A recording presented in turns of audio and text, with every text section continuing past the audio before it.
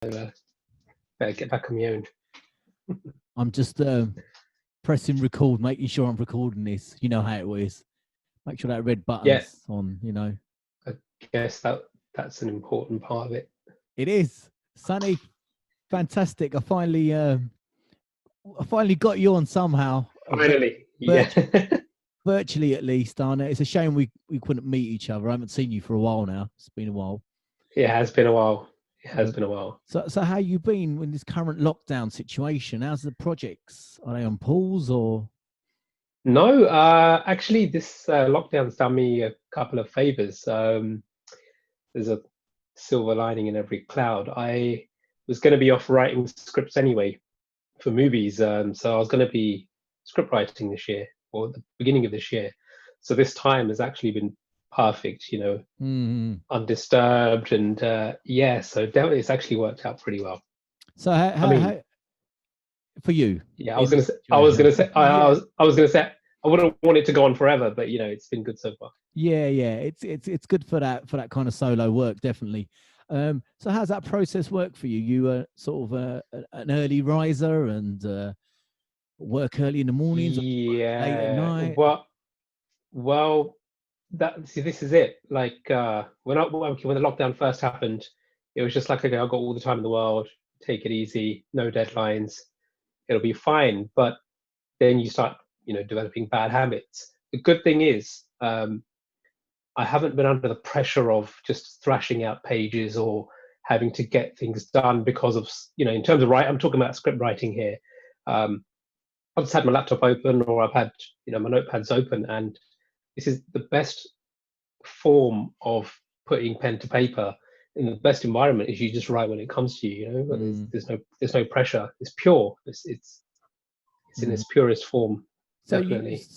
You turn up daily to do some writing. You write every day, do you? Or I would like to think that I do, but sometimes no. Sometimes I don't. That's what I'm saying. At the moment, I've had the freedom and flexibility to just put the best stuff down. You know, put the best stuff down on the page rather than just writing to fulfill some sort of quota or expectation. Yeah. So you mentioned there, I just caught that slightly. You're writing for a film or films, and I know you personally. Obviously, I'm doing it mainly for the benefit of people listening out there. I know that's your dream. Films was your absolutely is and has always been your ultimate goal. Really, a lot of people may not know that. They probably know you at the moment as, you know, music videos, maybe some high profile ones, obviously, but films is where your heart is, really. Yeah, definitely. I mean, right from the beginning, it's always, like you said, it's been my end goal. And even through my early sort of ventures, my schooling, you know, my academic background was film production and direction, and I got into music videos not solely for the purpose, but one of the main reasons was to hone my skills as a storyteller. So that's why a lot of my music videos are story based. You know, it's like a mini movie each time, has a start, a middle, and an end. You know, there's happy stories, sad stories, all different kind of things. So it was basically for me to hone my craft and take steps towards filmmaking. And so these scripts, they are one's a, I mean, I can't give away too much. One's an Indian film and one's an English film, but they're feature films that I'm writing and directing. Yeah, fantastic. No, I'm excited for you, mate. Honestly, as a friend, I'm excited for you. And I know some of your writing because you did send me some once. Do you remember? And you said you have a read. What do you think of these? And I think they were music videos, and I could kind of see the hard work that goes on behind the scenes that a lot of people don't see. And it was quite an in-depth structure to a music video. You know, it wasn't like, let's get a club and get some girls and a car. Let's borrow our uncle's car, and it wasn't that at all. It was like that's a short. That's not me. Yeah, it's not really my style. I mean, I have done club videos, and even those I've tried to build in some sort of narrative or some sort of scenario. But yeah, I think the stuff that I sent you is, like I said, story based. So you want something happening. You know, you want it to be a bit different. Usually not. I mean, that level of preparation that I think I've shared with you in the past, it's not really that common. I mean, I moved to India for a few years, and what I would do is I would create these elaborate concepts and thrash out the stories and mood boards and look boards and call sheets and all sorts of things. A lot of documentation, a lot of pre-production for like a 2-day music video shoot. And a lot of my clients are like, why are you going to so much effort? It wasn't, they don't even do that for a lot of the films, let alone for music videos. But for me, I didn't want to pick up, I didn't want to lose my training. I didn't want to lose my, everything I've learned, and I didn't want to pick up any bad habits. So I just kept at it. And now the team almost expect it from me for every project. So like I said, it's just for, it's for your own development and helps me now when we're producing films and directing films. So you've definitely got a different process. I know, I understand. I don't know too much about Bollywood cinema, but I know it's very guerrilla filmmaking. You're on the set and it's kind of chaotic. Yeah, I mean, Bollywood. It's sorry to cut you off. Bollywood has moved on a lot, actually. Very quite progressive, quite evolved. Regional cinema. So a lot of the Punjabi industry. I'm talking at this point in time.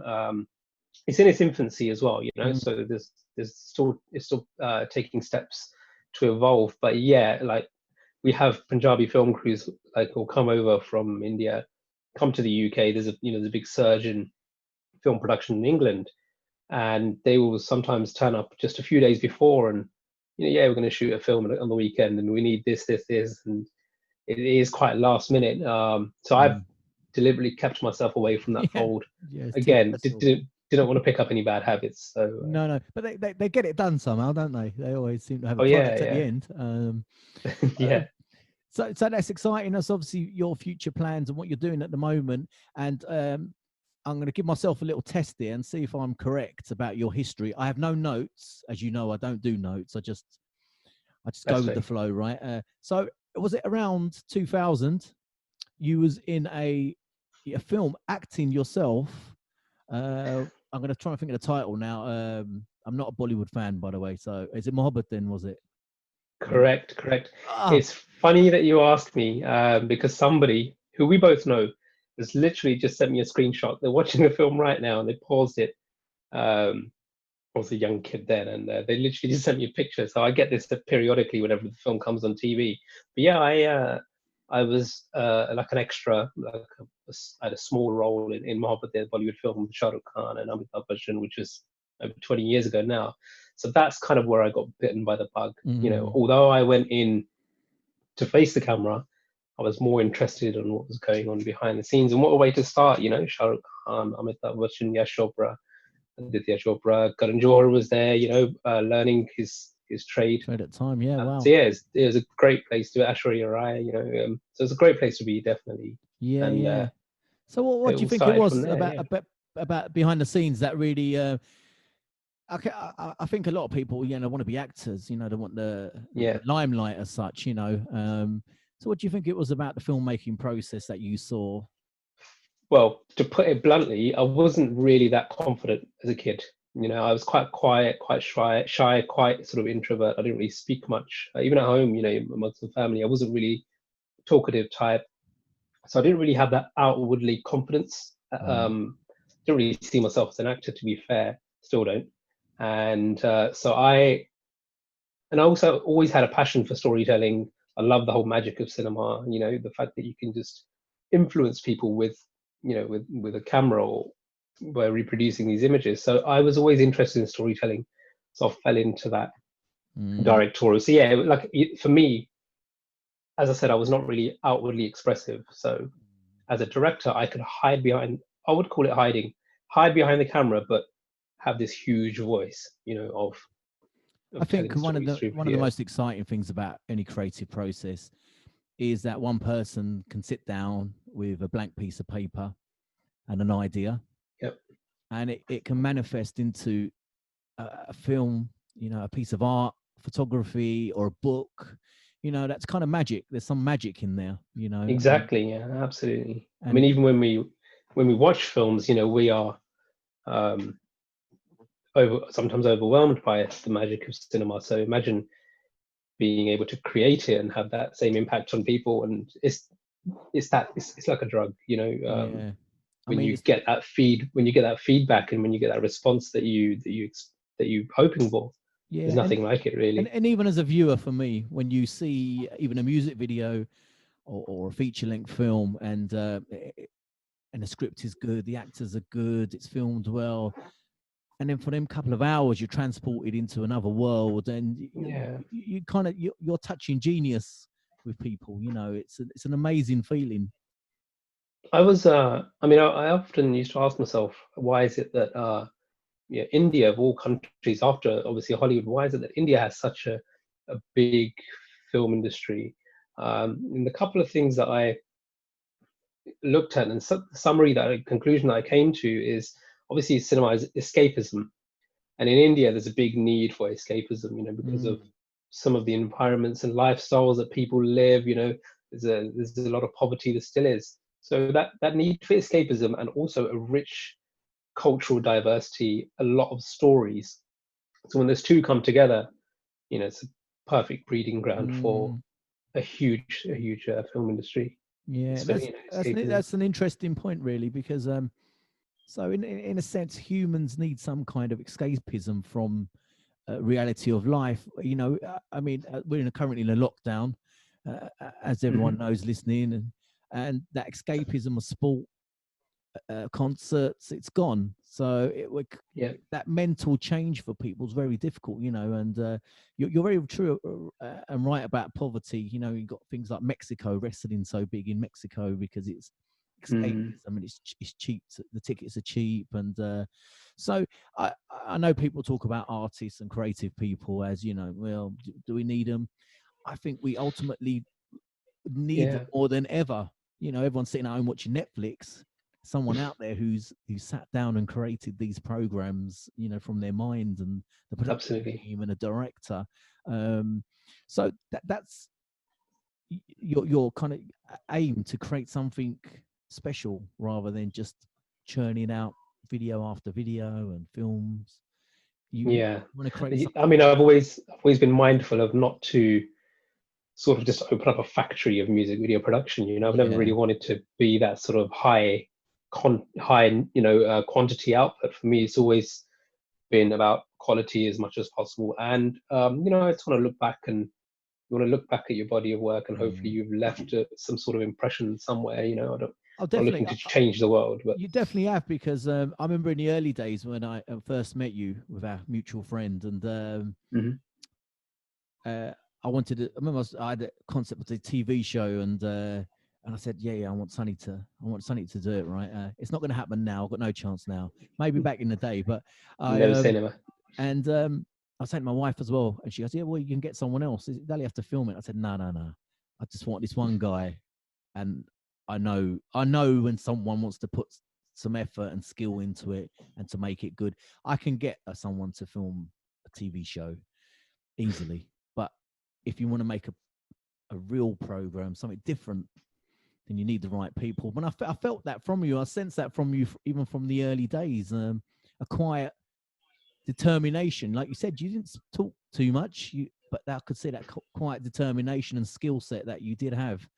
And it's been fantastic seeing you from afar, doing these music videos. And every time I'm sort of taken aback, I think, yeah, fantastic. But I'm not surprised. Thank you. I think is what I'm trying to say. And some of the I mean, artists, go on. sorry, carry No, on. no, no, go on. Yeah, I was going to say, you mentioned early days. For me, it always feels early days. I mean, even now, Mm. I feel like, wow, I'm just getting started, and well, there's so much to do, so much to achieve, so much that you want to. Sorry, my computer's gone off. Yeah, so much that you want to do and achieve. So that's one thing. I always treat each project like it's my first. So I have the passion and the desire as though it's my first project, and also treat it as though it could be your last. If you start to get complacent, or you don't give it as much interest or whatever. Luckily I don't suffer from that too much. Mm. But early days, I always feel like, okay, this is the beginning. This is the beginning, and I'm sure a lot of creatives do. You always feel that your best work Mm. is ahead of you, and I think if you stop feeling that, then perhaps you're maybe losing the passion for whatever you're doing. Yeah, But for me, it's hungry as ever.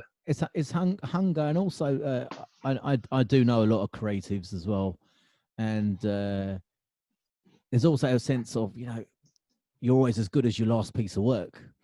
Absolutely. And you're always trying to prove to yourself, you know, that wasn't a fluke. I can do it again. I can do it again. I'm gonna. For me anyway, you know, every time I do something, I'm like, well, maybe that was just a lucky photo I took. I don't know. Can I do it again in another circumstance or whatever? So you, flipping back to 2000, you did your cameo with some Bollywood stars, and did you think I want to try and study filmmaking? You know, this is not self-taught in a sense, are you? You did study the craft. Yeah, I mean, so I studied the theory of filmmaking and some practical as well at university. But a lot of it is I mean, I'm still learning now. You never, and it sounds cliched, but you really do never stop learning. There's always a new method, a new something. But yeah, so I learned it at, you know, an academic level. But for me, the passion just meant that I literally used to film everything and anything.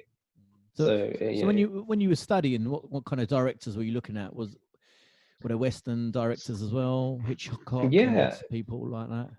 I mean, obviously, with us, we're fortunate that we're exposed to so many different cultures. You know, we're born and bred here in Britain, so we're exposed to Western popular cinema. We're exposed to British cinema. I think that's another thing. As Britishers, I feel that sometimes we have an advantage even over American cinema viewing audiences. It's fed a lot of, you know, Hollywood commercialist cinema, but every now and again we get a really, you know, interesting British film. So I used to look at all of these sort of classic British films, obviously Hollywood, but then look how many amazing Indian directors. A lot of my early styles, even now, were kind of emulating Yash Chopra. You know, that sort of overly saturated, that really kind of over the top melodramatic Indian aspect, and then you have the gritty sort of Britishness, and then you have the sort of flamboyant of Hollywood. In terms of the directors, I like a lot of writer directors, people like Tarantino, and obviously people like Spielberg. You know, I know Spielberg is a very commercial name, but I think even in the commercial field, you know, he's a pioneer in so many different ways. But yeah, definitely people like Tarantino. I mean, people like Spielberg hasn't really got a genre anymore, has he? He can do something like Schindler's List, and then he can do something like Jurassic Park. You know, full-on commercial, you know, popcorn movie. For yourself, do you have? Obviously, I don't want you to tell me too much about the films you're trying to make, but are you not going to go into a particular genre of like British gangster flick, which seems to be popular with everyone, or? No. I mean, the three projects that I'm working on at the moment are, I mean, they're complete opposites in terms of genre. They're so distinctly different. One is a very raw, gritty British movie. One is a full-on sort of Indian drama. So, like I said, you know, I think if you need to put a lot of who you are as a person into your work, you know, your own identity, and because we are at this sort of, you know, at the meeting point of so many cultures and so many historical milestones as well. You know, we're like second generation, first generation, second generation British Asians. Are a very unique bunch. You know, there's not many generations like us. So because of that, you can bring a lot in. I'm trying to tease it out of you. It's not working. So so after you're studying, it nearly did, but yeah. We've got a bit of time yet. So you did your production, and you learnt the trade as such. And if I'm right, you started in documentary filmmaking. Correct. First. You know, correct. I'm doing all right today, aren't I? Yeah. I mean, you're actually reminding me of things. So that's good. Yeah, so straight out of university, I worked with BBC Radio for a little while.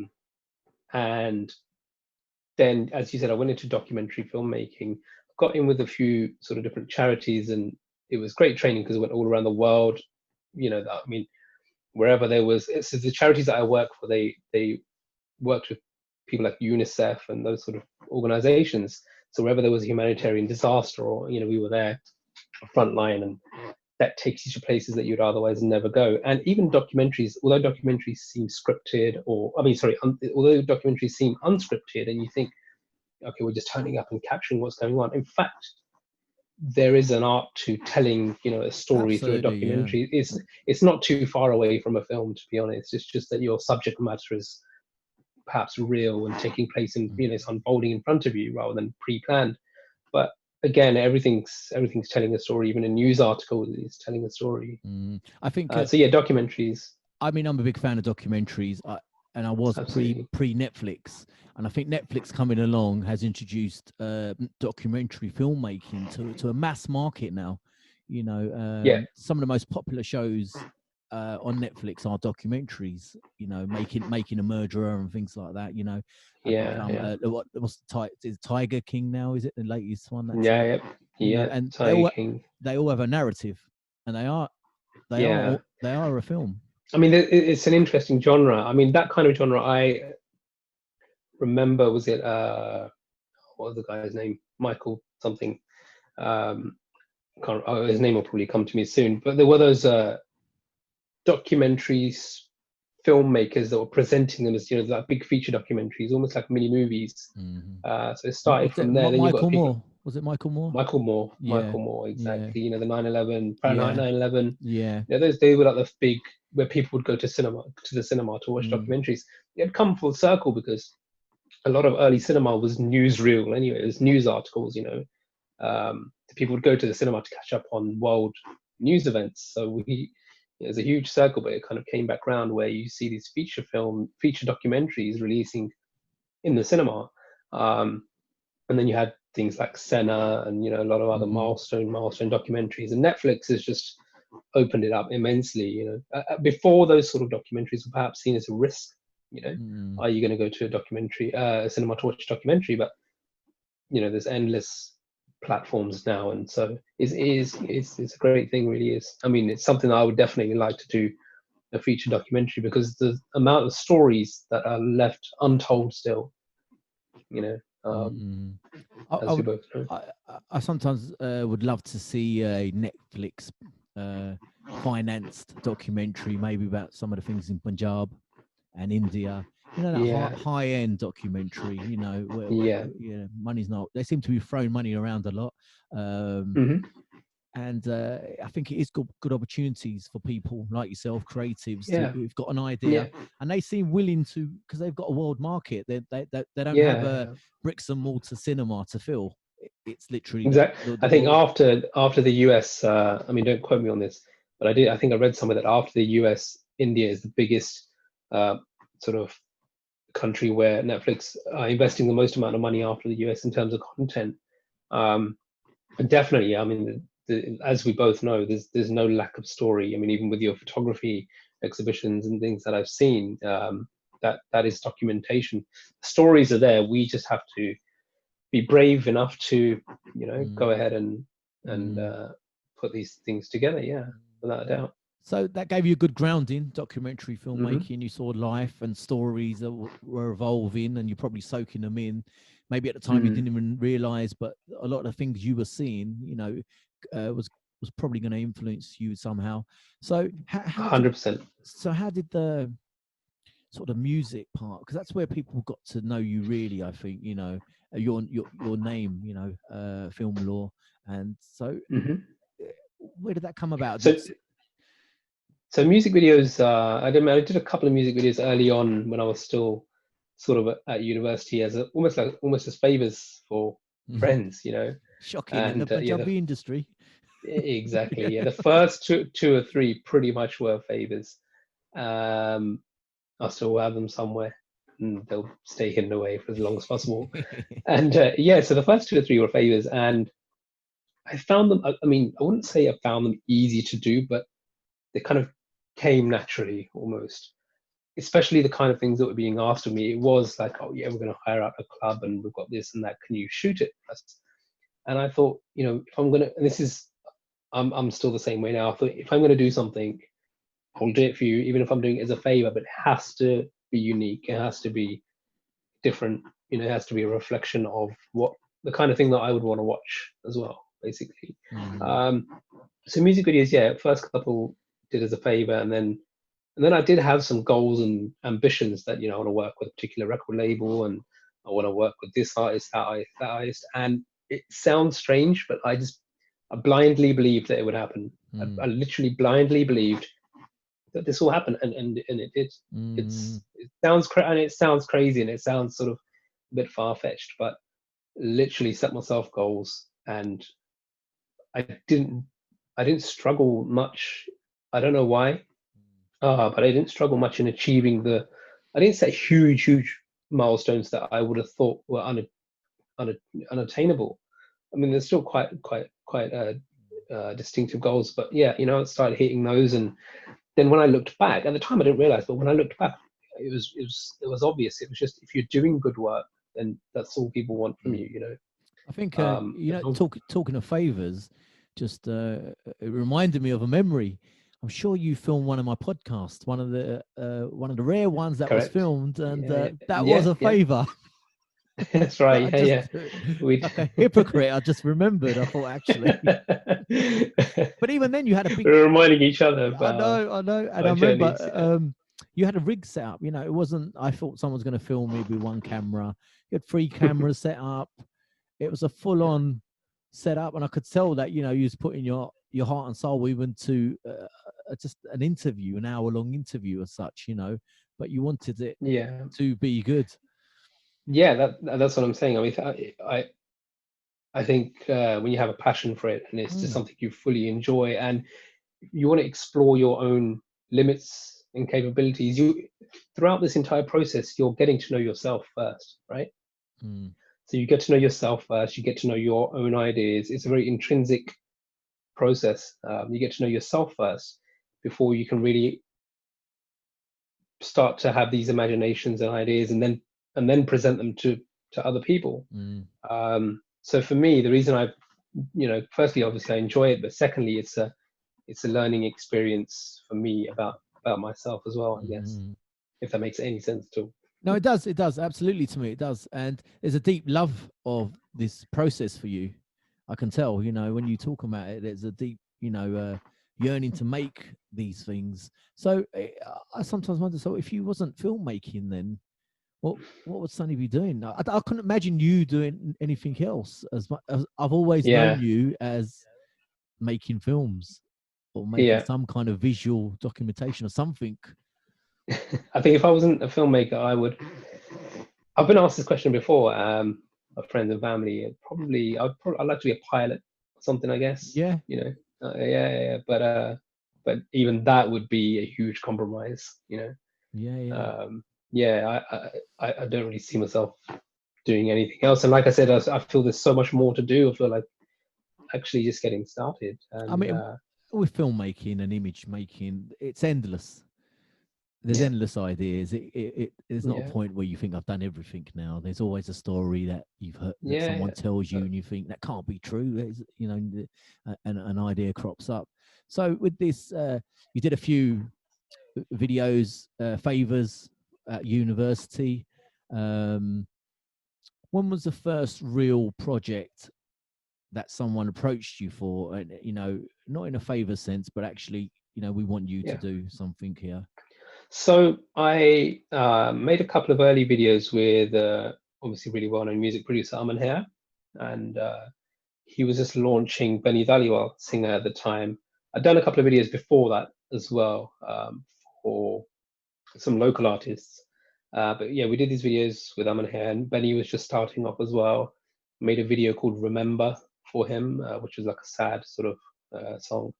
And then that released with Movie Box. And then off the back of that, and a few other things that I was doing, Movie Box approached me and they said, look, we've got another new artist, and it was Jay Status, who was launched by Movie Box, and he had some early collaborations with DJ Sanj, and it was a song called Jugliya. So DJ Sanj Jugliya, that was my first project where a record label actually came to me and said, we want to commission this project.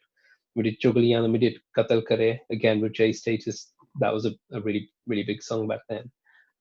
Huge song. And then, so I did, I think, 3 videos with DJ Sanj and Jay Status. So a lot of the videos early on in my career were with new artists who were also starting out. So it was really great to see sort of myself progressing and seeing these artists, who you just met as an unknown, and all of a sudden people are sharing your stuff, and they're recognizing them, and they're recognizing your work.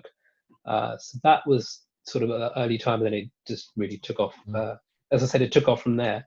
So one of my early goals was, it'd be great to do some work for these select sort of record labels, and it all just seemed to happen.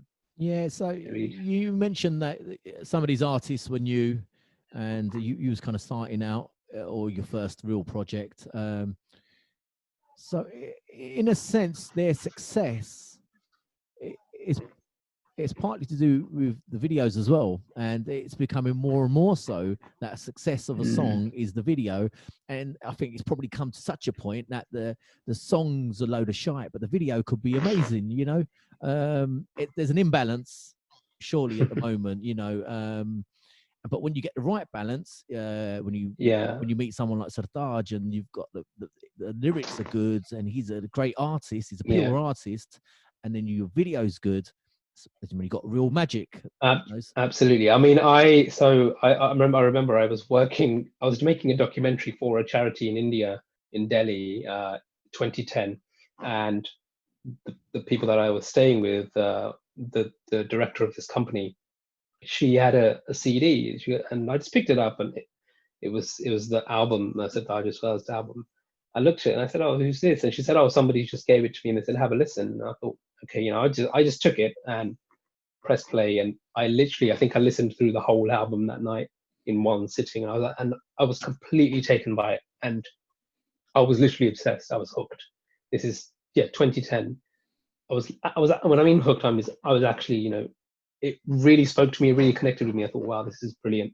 Second album, again, amazing.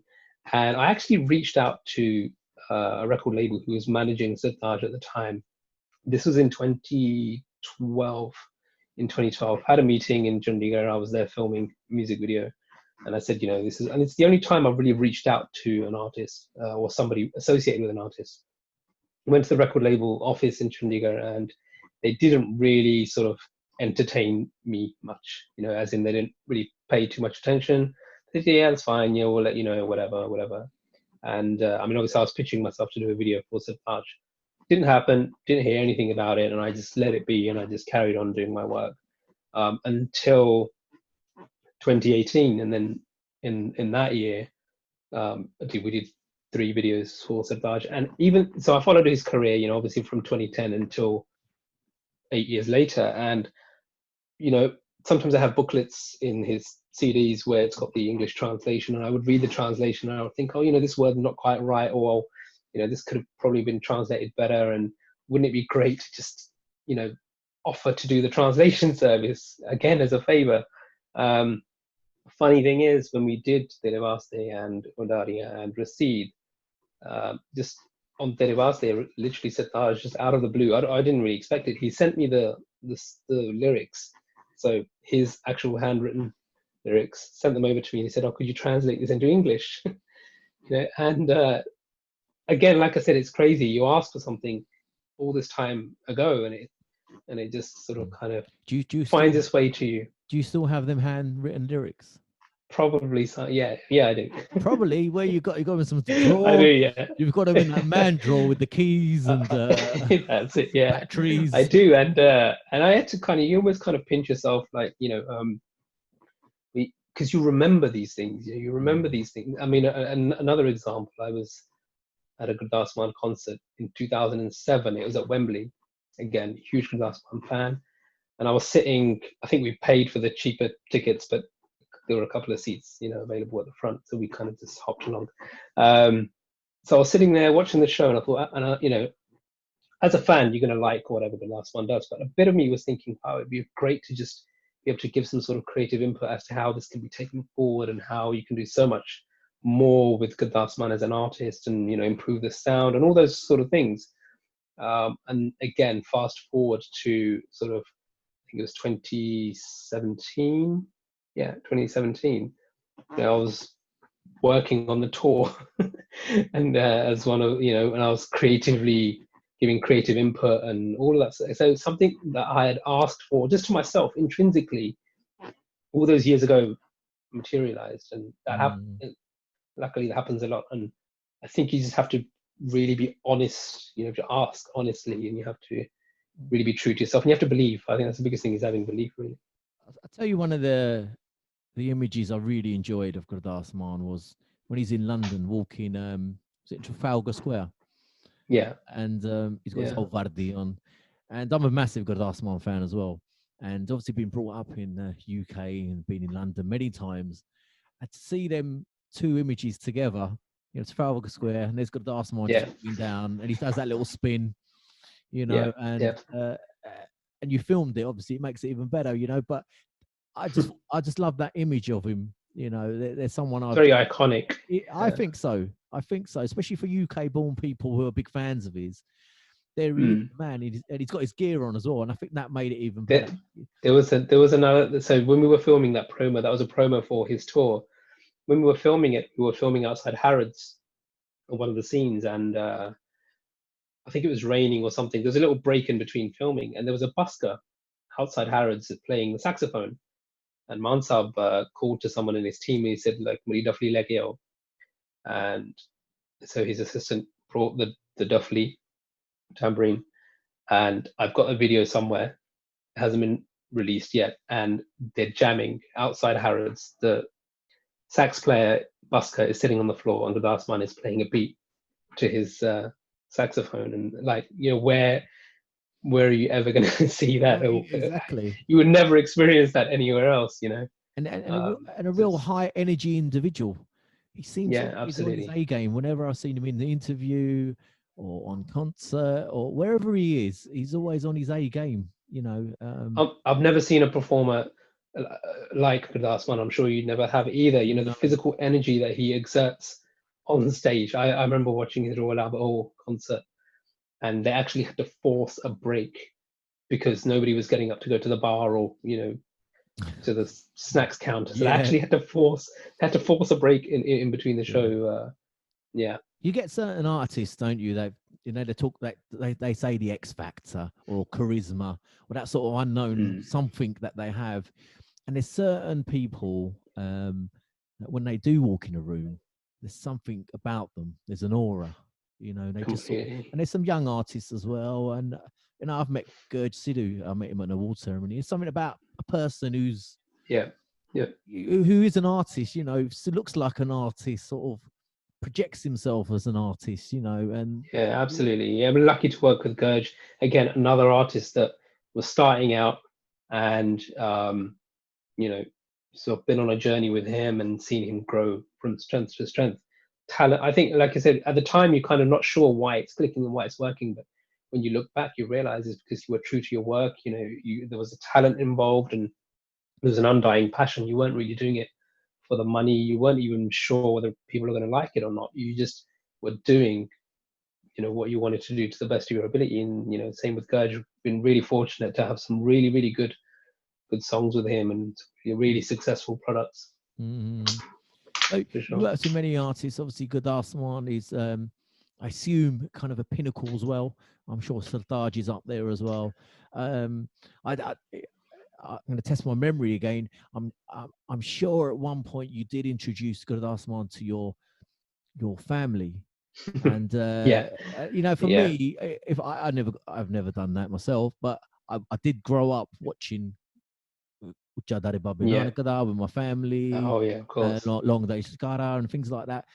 And you know, we sort of grew up with this guy, you know, and then to introduce him to your parents, like he knows you, and I'm going to introduce you to, you know, my mom and dad. That must have been a great moment. Yeah, it was unbelievable. My earliest memories are of watching like Long Day Shikara, and, you know, obviously everybody knows Challa, the song. So he was the first person I recognized as a Punjabi singer, as an artist. And another fact, nobody from my family, like my parents, have never been on any of my sets. They've never seen me work. They've never seen me do, you know, what I do. Even my siblings, you know, they've never been. None of my family have really ever seen what I do. So my parents, they're quite dissy. They're very traditional. They don't speak any English. So it's been difficult for me to even explain to them what I do as a job. I remember when I first started filming, they they would look out that, I would say, I made this video. They would look for me in the video. And I'd be like, no, I'm behind the camera. They're like, oh, okay, what are you doing behind the camera? Yeah. So they never really could grasp the concept of film direction and production. And when I introduced, when we had that little acquaintance where after a show they met Maan Saab and he said some very kind things, I think that's when they started to realize, okay, I think he must be doing something do something right. correct. Yeah. And a year later, another little, just a personal tale that I want to share. So when I heard the Sartaaj album in 2010, there was a song on there called Ammi, which I really liked, a really nice song. And I remember I was driving my mum somewhere, and she was sitting in the back seat, and I thought, let me just play this song. And I just wanted to see my mum's reaction to the track. And I was looking in the rearview mirror. I thought, okay, yeah, because my mum doesn't listen to music much, but she really connected to that song and really resonated to it. And I could feel that she was feeling the vibe of the music. Now, in 2018, it was a Sartaaj concert at Wembley Arena on Mother's Day. My mum was in the audience, and the first song he sang live was Ammi. And again, I saw my mum in the audience. It's just weird how the whole thing, after 8 years, came back around. And so I believe there's some sort of spiritual connection somewhere. Definitely some kind of power working there. And and again, sorry, and then we met backstage, and then that whole interaction. They're going to expect this all the time now. Every time they go to a concert, they're going to be want to go, and you'll be like, no, you're not wrong, and sometimes it's not possible. Yeah, I'm just coming to see the show here. I don't know them, but you get me backstage. Yeah, Mum, it's Adele. I can't do anything. I don't know Adele. Exactly. But it's a strange one with parents, for Asian parents, especially when you're doing something. Like, I studied media arts, and I remember my parents didn't really know what that course was about, And I remember going to India, and my mum telling my mummy and that, he does media arts, Delhi da kam karda, and they were going, what kind of thing on telly? I go, I couldn't explain it to them, right? My Punjabi probably wasn't good enough, and we kind of decided it was I fixed TVs, and that's what they thought I was kind of doing, engineering and fixing TVs. Excellent. And that night the TV busted, and they were looking at me to fix this TV. I remember that story, but they never did really get what I was doing. No, it's like, what is the Punjabi translation of the word media? There probably isn't one, No. It's not been the easiest thing, and especially just upping sticks and moving to India. They thought I was mad. Yeah. I remember. I feel your pain, because I remember for that course studying Psycho and analyzing Psycho, the frames and what the fact it was in black and white, and what was the underlying story behind this relationship between this man and his mum, and my family were thinking, what are you just watching this film? What kind of studying is this? This is watching this black and white old film, But difficult times, but Sometimes when I'm editing, I'm sure my parents probably just think I'm playing some sort of computer game or just with music on in the background. Headphones on, with Gurdas, you're saying, right? That's it. What you need to do is get in front of the camera. That's what it does. If you're in front of the camera, then they think there's some sort of impact. He's made it, I think they probably think the first and last thing that I did was Mohabbat, and that's it, nothing else after that. Nothing since. Yeah. But no, they're quite aware now. Yeah, I'm sure they are now. Yeah. So exciting times. You've worked with some fantastic artists. What's it like working with some of these people? Like Sartaaj. He seems a very, what I think I'm trying to ask is, what's their sort of real persona, or what's their PR sort of face? Sartaaj seems very humble and very spiritual. Is that the case with him? I'm a big fan of his as well. Very, very well read, very intelligent guy. And I'm not just saying this, because this is being recorded, but I've told Sartaaj as well, he is the easiest person to work with. Easiest, I mean, he'll give his input and everything, but he will literally just let you do whatever the hell you want. Very good at taking direction. Very observant, and he's actually a very good actor. I don't know if you've seen his film that came out just recently. He's actually a superb actor as well. I don't think there's much that he can't do. The biggest biggest stars that I've worked with actually been the most down to earth, the easiest to work with, and because they are very sure of what they want, they are, they can see if you're going wrong, and they can see if you know your stuff as well. Very relaxed, and they are dedicated. For them, it's purely about the work and producing content and evolving and moving forward. So yeah, the so-called big stars are my most pleasurable experiences, in the sense that you would think they'd be diva-ish or whatever. No way. I mean, Gurdas Maan, when we were filming the Punjab video with his son Gurik, Gurdas Maan would be one of the Mansa would be one of the first people on set. Literally, it's just how they are. It's a joy to work with, because it's like, I always compare it to like having a really fast car. It's like, wow, what can I do with this? There's no limits. It's like when you have a brilliant actor or a brilliant artist, it's like, wow, I can just, I can do so much. And it's definitely a pleasure. There must have been times when you was filming these videos with Gurdas Maan and Sartaaj, and you're looking in your lens and making sure it's all framed correctly. Do you think, oh shit, it's Gurdas Maan? And he's out of frame, and I need to tell him, you need to be in frame and stand slightly back. So you are literally directing him, and he's probably been directed hundreds of times in his life, and here you are. Did you ever take a step back, or was you just in the moment trying to work hard? Or did you think? No, the first thing is, when you're looking for a viewfinder, it is surreal, because you think you're watching something rather than actually creating it. Especially, like you said, with Mansa in his iconic, the in Trafalgar Square, you think you're just watching this really, with his duffely, it's just yeah. So you do have that moment, then you really quickly, obviously, you pull yourself together. But like I said, because they're so humble, they're so down to earth, they make you feel so comfortable, and they're so in tune with your creativity.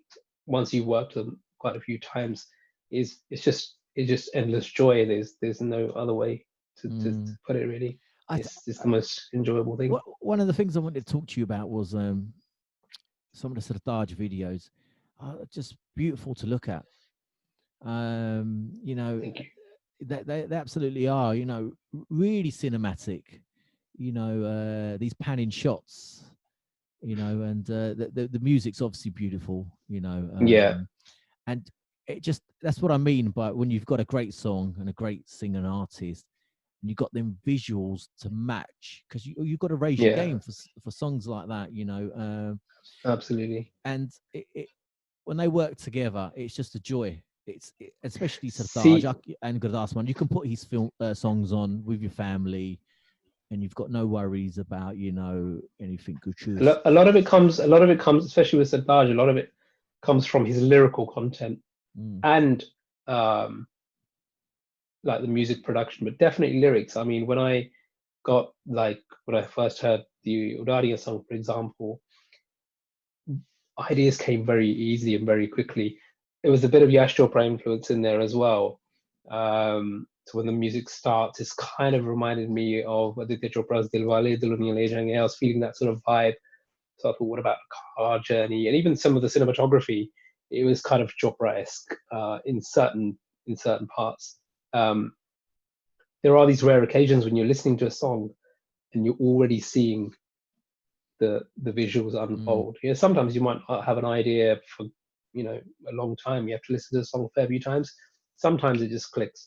I mean, I've been into meetings, listening meetings in India, and they'll play me the song. The artist will play me the song, or the record label will play me the song, and literally I'll hear it the first time, and they'll press stop, and they'll be like, "Okay, so what have you thought of as an idea?" Like, it's the first time I heard the track.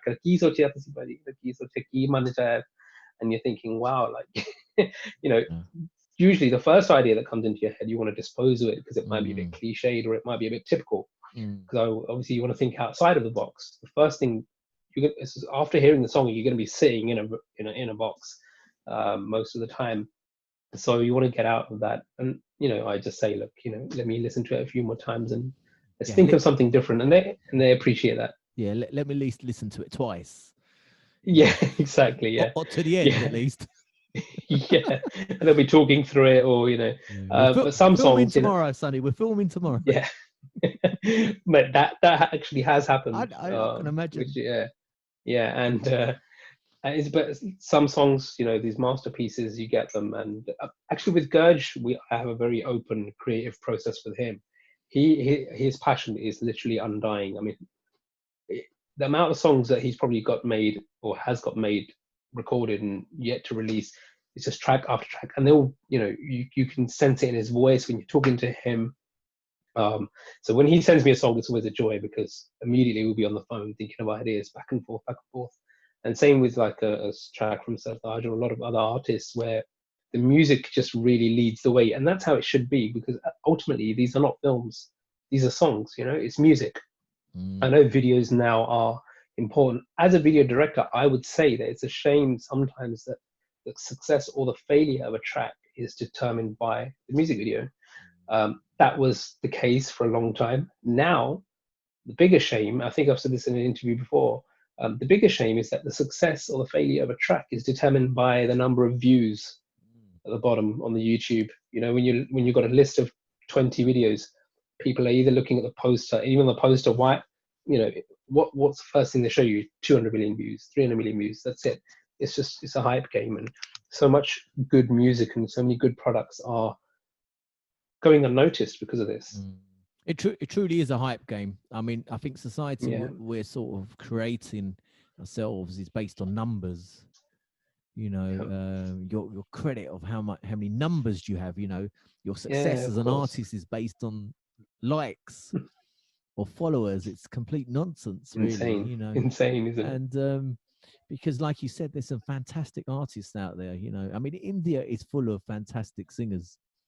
Unreal. It is unreal, the amount of singers you hear them, and they're not signed, and you just think, I mean, if you came to the UK, you could just. I was staying at I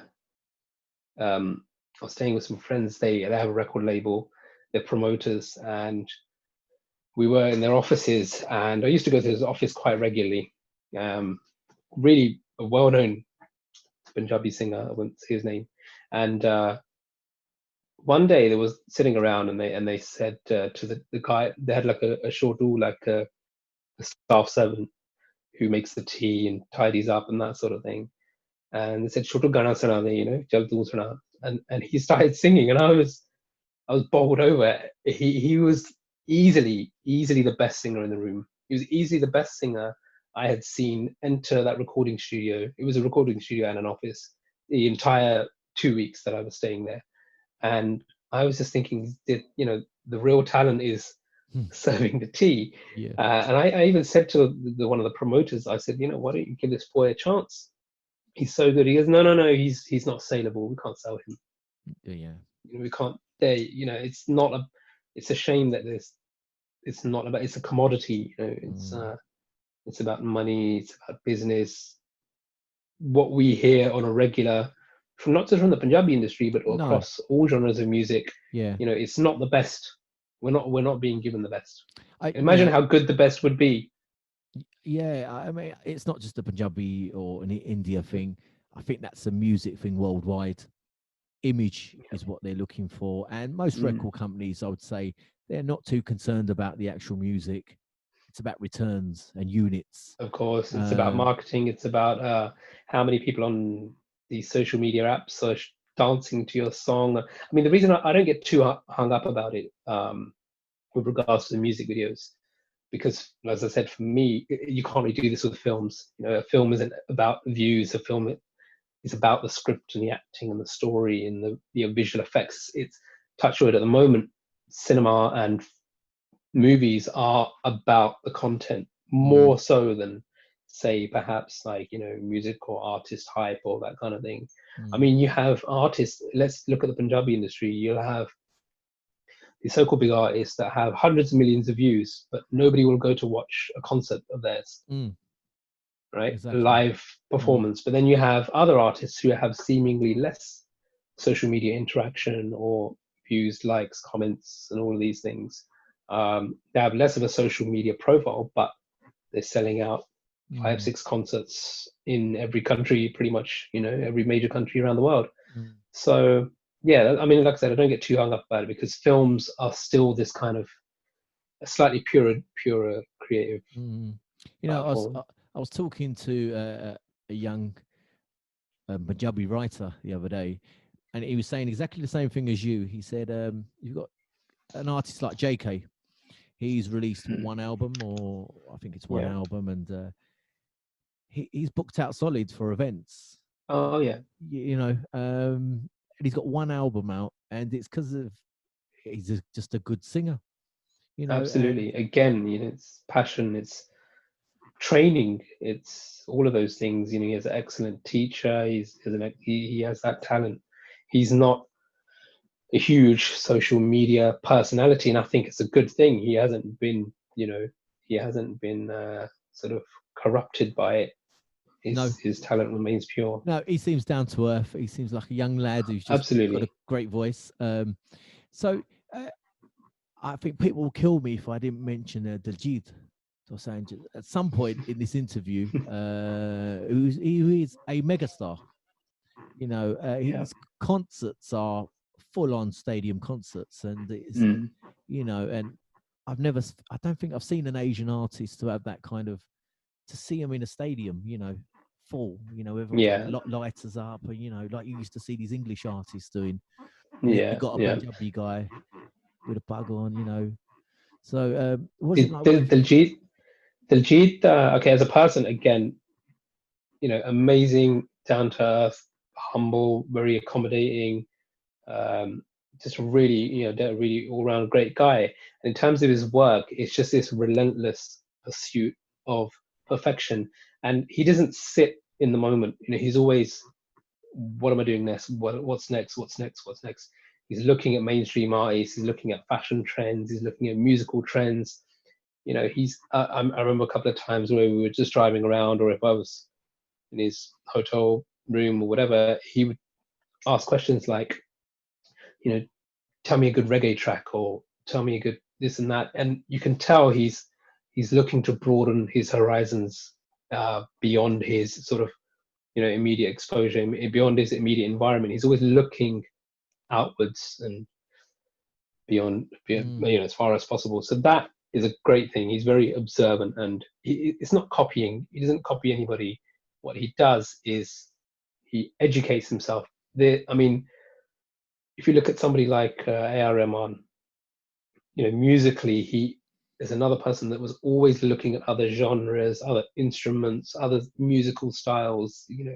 And one of my favorite coke studios is it's an A.R. Rahman coke studio called Zaria, and it's a Nepalese Buddhist monk and a Jordanian vocalist and a Hindi classical choir. So taking it back to Diljit, he's always looking for different things and mm. seeing how he can put his own style and own spin on it. So again, with him, it's great. It's always been great to work with someone like that who is always looking to push the boundaries, because it carries you along. It heightens your energy, and you rub off on them, and their energy, bounces Mm. back and forth between you both, So for sure. just thinking about them artists. So you got Gurdas Maan, Sartaaj, Diljit. You know, can, for Punjabi industry at least, can you get any higher now? Is there anyone else? I mean, that's kind of the pinnacle, I would think. Are you going to start singing anytime soon? I used to sing. I'll make a comeback. There you go. I did used to sing, and I did have a video in a club, and we borrowed a car, Okay. and we did that. I'll show it to you one day. I think it's on YouTube. I'll send you a link, and Yeah. feel free to Yeah. take any ideas you want. I will. I'll note Sunny, them all down. But no, I still have a list I've of. got to tell you about a scene in it where I'm on a bar and I'm singing, miming to the song. Someone slides a glassy towards me, Oh, you're at shotgun, a bar. I thought you mean you were on the bar. like sitting on the bar, and Okay. someone Yeah. slides a drink at me and I catch it while singing. Okay. So if you ever need me, Is that inspired by Back to the Future by any chance? Apart from the singing bit, it could have been, could have been. But I'll send it to you. You'll waste I three look minutes of forward your to life, seeing that. definitely. Yeah. No, I don't. There's a lot of artists still. I mean, there's so many amazing people. Even in the Punjabi scene and beyond. Even like Qawwali artists and Mm, those sort of musical talents. They excite me visually because there's just no limit as to what you could do. Mm. I could see you That's doing really something with a Gwali artist. That kind of music, it's very spiritual. yeah. Depending on the song, very high octane style of Mm. singing, you know. And Mm. I would love to see something like that from you. One You thing, know? I can't go into the films too much, but there is, in one of the movies, there is a Qawwali, a very creative Qawwali element that we are See, I did it, didn't I? I got something out of you. including in the film.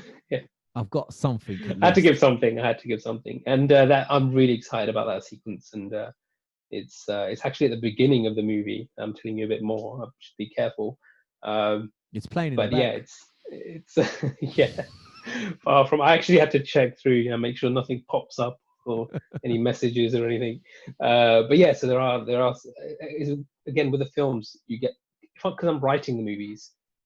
Obviously, within limits, you can take the story wherever you want it to go. If you want to work, it's a bit cheeky. If you want to work with a particular actor, you can almost write, assuming they'll say yes, you can write a role for them. And I do this with music videos a lot. If I want to go to a particular country, I want to see a particular place, I'll just devise a concept around Turkey or Iceland or or anywhere, Yeah, they were Thailand.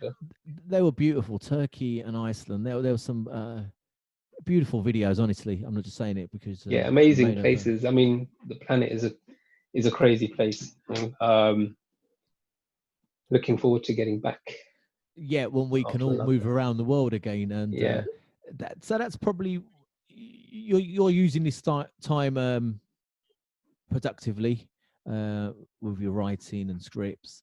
Obviously, there's going to be a point. I'm sure when these lockdown restrictions are going to be lifted. I mean, I don't know when this is going out, but maybe the lockdown has already been lifted. So if that's the case, then yeah, I'm back on the road. I've got a feeling it probably won't be because it'll be Yeah. out very soon. But when it is, when the lockdown is over, I mean, talking worldwide, obviously you're worldwide director. You're not based just in the UK. You work with artists from around the world. So is it going to be all guns blazing the moment things are back to normal? Pretty much. I mean, within, obviously, got to make sure it's safe to do so, and absolutely. A lot of we don't know what kind of world we're going to be re-entering back into. So as long as it's all safe and there's no risk to anyone's health or to anyone's families, that kind of thing, we're raring to go. I mean, this year we were supposed to be filming 2 of the 3 movies.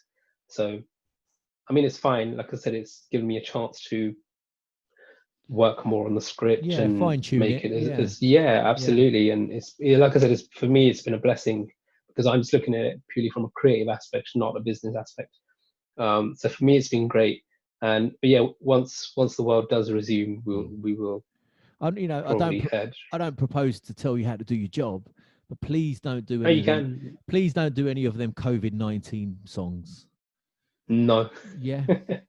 Yeah. I'm actually wondering what sort of themes are going to be propping up after, It's been some fantastic Facebook ones. Yeah. I'm sure there's a TikTok one. And well, there was the artist that I worked with in Iceland. He actually he did a COVID track and it got shared by a couple of well-known artists. Then he did a part 2 and a part 3, but then there's that riding that wave. COVID one. Part 2, yeah, it's crazy. I mean, are we going to have these lockdown lift up songs? And when we get this vaccine, he's going to come out. Oh, that's it, yeah. And he's going to be healing women, I'm sure, or something like that. There's got to be something, with his COVID injection, yeah. Please don't do that, mate. No. I'll stay clear. Yeah, I'm sure you will. But see, the other thing is, sorry, I was just going to say, like, a lot of these, these sort of time realistic soaps like EastEnders, I haven't been watching it. I haven't watched it for years, but are they going to just write off 2020 in their storylines? Is everybody on lockdown in Albert Square? What's going on? I'll be interested to see if EastEnders carries on this COVID-19 storyline because I don't know. There is a storyline? I'll be interested. I don't know because can it get any more depressing, EastEnders? Without talking about a bloody lockdown. I think statistically, Albert Square is probably one of the most dangerous places in London. You know, you get run over, fires, murders, all sorts. There's So all maybe it's a sorts of good thing. gangsters, legitimate children. There's affairs going on.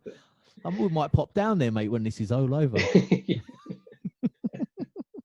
But yeah, Sunny, it's fantastic to speak to you. Thank you. We could do another one and maybe talk about some particular films and really dig into them. Sure. Because I know you're a big film Sure. fan. I am as well. And Yeah. maybe all that studying of Psycho, we can analyze it and see if I got it right or wrong. But before you go, where can people sort of see what you're up to, your social media tags, and you know how life is these days? Yeah. I'm on Instagram, Sunny Dhinsey _film law. I don't really do much other social media. Facebook's there, but yeah, Instagram is probably the best thing. And from there, you can link on to the videos and the newest releases and just kind of keep up to date. Yeah, I would say Instagram. Yeah, so Sunny Dhinsey _film law. It's fantastic, mate. And I'm really looking forward to seeing your new stuff. And if you ever need any extra, you know, that's how you started. Give a guy a break here, mate. You know, that's how you started. So there is. I'm just writing a role for a man at a bar, and it seems like you have the experience for with that. graying hair, unkempt beard.